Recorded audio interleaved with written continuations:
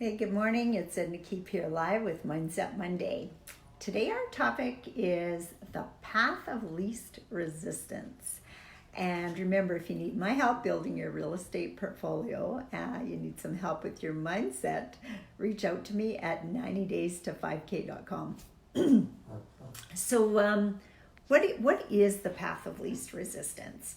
Like I've mentioned to a few of you before, I study Esther Hicks a lot. I listen to a video of hers at least every day, and this is something that she talks about a lot. Is going the way of the path of least resistance, because if we are resisting something, it's like telling the universe we're not ready for it or we don't want it. That could be money, that could be your next piece of real estate that you're buying. So if you're not getting where you want to get when it comes to your goals, think about what you're resisting. Are you resisting the work that might be involved? Are you resisting the need to be able to qualify for a mortgage if you're doing a house? Are you resisting the need to look for investors if you want to buy a multifamily? Different stuff like that. Like, what are you resisting? And then start taking the path of least resistance. And this is where your inspired actions come in, right? So if you're resisting making the call to the investor, ask yourself why.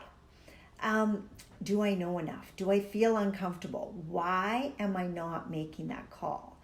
You might have potentially met somebody who's interested, you know it already, but you're not making the call. You're not setting up the coffee appointment. What's your resistance there? Is it maybe that you think if you own that property, it's going to be too much work for you? Is it that you don't feel like you know enough, that you might make a mistake? Is it that you don't know what to say to them? All that kind of stuff is learnable. It's definitely learnable. So where does the path of least resistance come in? Well, what can you do? Okay, so maybe making outward calls to find that investor is not your best thing to do. Maybe getting people to come to you is your path of least resistance. So just think about that for a second. How does it feel if someone reached out to you and said, hey, and I want to know more about that real estate property that you talked about yesterday. Is that easier than, and for you of course just start talking about it, or is it easier to phone somebody and say, hey, can I tell you about the rental property that I'm looking at buying? A lot of people say it's just easier if people are reaching out to them. So where's your path of least resistance? What can you do? Well, one of the things that I suggest quite frequently to my videos is share the education that you're learning with potential people. It doesn't have, the onus doesn't 100% have to be on you. You can talk about what you're learning as you go, so I'm encouraging some of my students to do videos on a regular basis. And one of the first things that comes up is, I just want to, kind of feels like I'm just talking to myself. I felt like that when I started too. I found it difficult to just get onto the camera and just start talking. But practice takes that fear away. Practice takes that unknowingness away. After a while, you just get to know people are watching. You get that through either the live people on the feed. Thanks, TJ, for being on. But you also get it when, once your video is posted, you'll see that different people have viewed it. So you know that your message is getting out there. And even though those people may not talk to you, they may not say anything on the live call, they may not even leave a comment after, they are listening to you.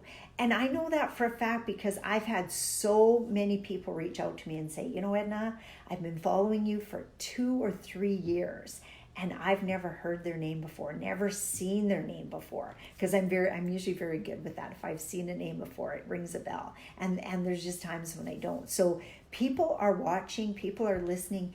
people are wanting to know. So maybe that's your path of least resistance. Maybe doing videos is not your path of least resistance, because you get on here and you worry about does my hair look? Is my makeup okay? Do I have too much of a beard? Whatever your thing is. I highly recommend, stop focusing on yourself. Take the focus off yourself and think about, how you felt when you learned what you're going to share with them. I know when we were first learning, man, it just felt like we were getting hit with a fire hose. There was so much information that not all of it would stick, but certain things would. And one of the biggest keys for us at the time was talking about those things that we learned, either with fellow students or people, even just friends and acquaintances who we'd get into a conversation with. They'd say, well, what are you excited about? What are you doing now? And we'd start telling them. And it was all, at the beginning, it was just all about what we were learning. It wasn't that we were trying to make them investors with us. We weren't even thinking that way. It was just, we were excited about what we were learning, and we thought it was great stuff that we were learning, so we were wanting to share. So how can you share? That could be having coffee with somebody. Is that easy for you? Could be writing a newsletter. Some people absolutely love to write. And so they write it, maybe in a post on Facebook or a newsletter out to people that are following them. Maybe another path of least resistance might be, going and joining a Facebook group.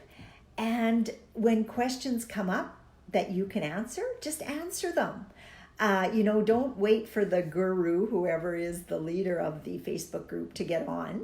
But answer them. If you've got fellow students in a group, answer a question that you already know the answer to. And you can always put, this is what I learned, or this is what I recently learned, or this is what I found. Get it, because other people will make comments too, and their comments might be different than yours. And it doesn't matter. If people get more ways of looking at the same thing, it's actually very, very helpful to them. So just think about that. I get different people that reach out and they'll go, is this mortgage broker better than another? And I might just say, well, hey, this is why I like this mortgage broker. It's not anything against the other one. I might not even know the other one. So you're not doing anything wrong. You're not saying anything wrong. But those are little helpful things that you can share with people. So what is your path of least resistance? What could you do today that would take you closer to your goal of finding the property? Maybe your path of least resistance is just to analyze and analyze and analyze and analyze till the cows come home. And you know what? That's okay too, because one of these days you're going to hit across that property that you're going to say to yourself, you know what? I would buy this property even if I had to mortgage my own house, even if I had to sell my truck, even if I had to ask my dad, whatever. And when you find that property, you know what? You'll probably be able to find some investors that would be as excited about it as you. So whatever your path of least resistance is, do it. And then do it on a consistent basis. Life is not meant to be hard. That whole adage about work hard, you'll eventually, win out the other side. I don't believe that. There are so many of our ancestors that worked extremely hard. My parents were examples of that. Heck, they had 8 kids. And then they were awesome parents. First of all, how do you have 8 kids and still be an awesome parent? I'm sure I would pull out all my hair and be in a mental institution. I've only got 3, and sometimes they drive me crazy. So I think 8, I'm sure he would have been in a mental institution. But they you know what? They did what they could do. And my dad was a hard worker. He was a short guy, but man, he had muscles. And the reason he had muscles is because he never lifted a weight per se in his life. He worked hard. He was a hard worker. And you know what? We did well. We never felt like we were lacking for anything. We weren't wealthy or anything, but, we didn't feel like we were lacking. So, in that day and age, that's how most people lived. There was a few wealthy people out there. So, think about that. A lot of our limiting beliefs comes on how we're raised. And if we are raised to think that hard work was the only way, then, you know, and I actually struggled with this for years, but sitting to meditate, I just could not wrap my head around it. It was like, that's not working hard. That's way too easy. That's just being lazy. That's just, how can anything be happening when you're just sitting there? But every guru, every successful person I've listened to in the last, 20 years says you have to bring on a meditation practice. And you know, it wasn't till I started practicing it on a consistent basis that I could really see why.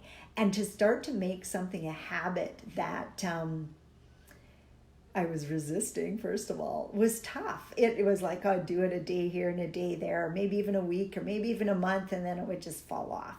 And oh my gosh, I can tell you now, these last couple of years, I've been so consistent on meditating that, boy, I miss it if I ever don't. And now I just can't even imagine my day without it. But I used to resist it like crazy, and so I never did it. And my comment to myself was, oh gosh, I just can't sit still that long, and all that kind of stuff. So, you know, what are some things you're saying to yourself that you can feel the resistance coming, and how can you change that? How can you make it something that's easy for you to do? Something about that's easy to do. Just in having a conversation with one of my students this morning in laser coaching, she was saying, and I'm just not finding any properties in my area. You know, nothing's coming up for sale there, and when they are, it doesn't fit, it doesn't work. And, you know, so just came up with a suggestion, maybe put it on Facebook and you do some outgoing marketing and see if you can get some people to reach out to you. You know, people who might reach out to her, I was saying, is, you know, maybe a family member passed away and the rest of the family members are in Vancouver or Toronto or wherever, and it's hard for them to get there to think about cleaning up that property and putting away all, you know, mom and dad's stuff and all that kind of stuff, and they don't, you know, maybe have anything they want to keep anyway, and you know, maybe you could go in and say, you know, I'll clean it up for you. I'll package stuff that I think might be important. I'll discard stuff that I know you don't want. I'll take a picture and send it to you and say, hey, do you want to keep this, or do you want me to get rid of it, or send it to Goodwill, or, you know, whatever. And then maybe they pick you just because you're their easiest solution. Maybe not the one that makes them the most money. Some people are averse to hiring a realtor, like they start thinking of the money they have to pay instead of the money they'll make.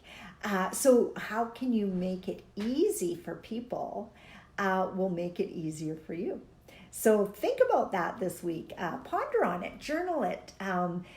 Those are the things that are going to make the difference in your life. If you follow the path of least resistance for you, you'll get places. If you keep thinking, oh, let's say, for example, you decide you want to run a marathon and it's going to be a 5-mile marathon.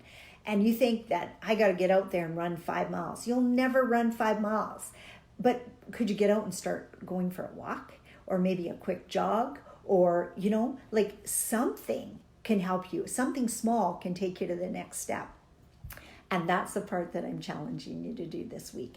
When you're building your real estate portfolio and it's not coming together the way you want it to, think about what you're resisting and just do something that's easy. Do something that's easy, whatever that happens to be. Have a conversation with somebody, write an article, even just share an article that makes sense with your comment, because I always say if you're going to share an article, you should say why it's important to you.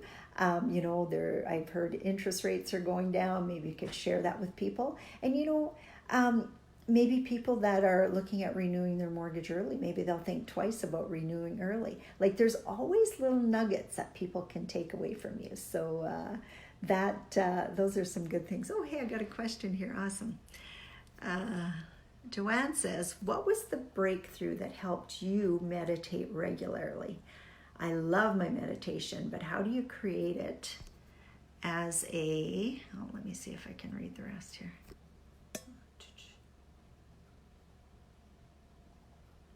Was it an aha moment or a habit? I'm finding it difficult with my job and 3 kids. You know, Joanne, that is a really, really good question.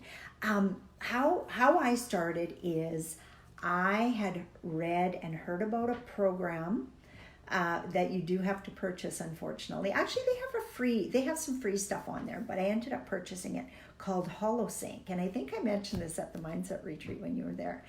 And they actually had protocol to follow.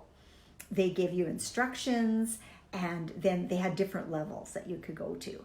And so the basic level you start out, I think, was called the dive. And then I can't remember even what the second one was. But I would just start, I would fall asleep with my headphones on listening. That was my only meditation I got.